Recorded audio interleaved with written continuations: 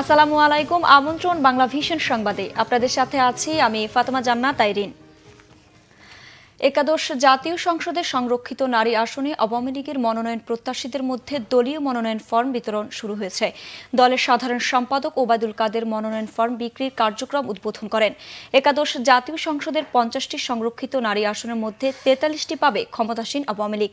বিরোধী দল জাতীয় পার্টি পাবে 4টি। ফর্ম বাবদ জনপ্রতি 30,000 টাকা করে নেওয়া হচ্ছে। ফর্ম বিতরণের আগে সকাল 9টা থেকে বাইরে লম্বা লাইন ধরে দাঁড়িয়ে থাকেন প্রার্থীরা। ধানমন্ডির আওয়ামী লীগ সভাপতির কার্যালয় থেকে ঢাকা, রাজশাহী, বরিশাল ও ময়মনসিংহ বিভাগের ফর্ম বিতরণ করা হচ্ছে। অন্যদিকে চট্টগ্রাম, রংপুর, খুলনা ও সিলেট বিভাগের ফর্ম বিক্রি করা হচ্ছে পাশের নতুন ভবনে।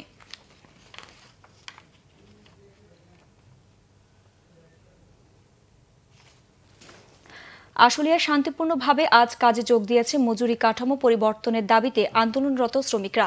আন্দোলনের 8 দিন পর সকালে বেশিরভাগ কারখানার শ্রমিকরা কাজে যোগ দেন। তবে টানা আন্দোলনের জেরে বেশ কিছু কারখানা অনির্দিষ্টকালের ছুটি থাকায় কাজে যোগ দিতে পারেনি অনেকে।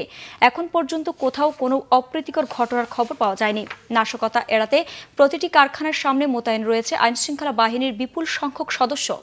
মজুরি কাঠামোর সমন্বয় ও বিজিএমই এর আলটিমেটামের পর সোমবার কাজে যোগ দেয় গাজীপুর ও সাভারের বেশিরভাগ পোশাক কারখানার শ্রমিকরা। নতুন মজুরি কাঠামো নিয়ে মিশ্র প্রতিক্রিয়া জানিয়েছেন তারা। আফগানিস্তানের রাজধানী কাবুলে এক আত্মঘাতী বোমা হামলায় 4 জন নিহত হয়েছে আর আহত হয়েছে প্রায় 100। রাজধানী কাবুলে একটি ব্যস্ততম স্থানে ওই বোমা বিস্ফোরণের ঘটনায় 24 জন শিশু এবং 24 জন নারী সহ 93 জন আহত হয়। আর হামলায় হতাহতদের মধ্যে বেশিরভাগই সাধারণ নাগরিক বলে জানিয়েছেন দেশটির স্বরাষ্ট্রমন্ত্রী। ঘটনার আশেপাশে বেশ কিছু আন্তর্জাতিক দাতব্য এবং বেসরকারি সংস্থা সহ নিরাপত্তা প্রতিষ্ঠান ছিল। কঠিন নিরাপত্তার মধ্য দিয়েও একটি গাড়ি ওই স্থানে ঢুকে পড়ে এবং শক্তিশালী আত্মঘাতী বোমা হামলা চালায় বলে জানান প্রত্যক্ষদর্শীরা।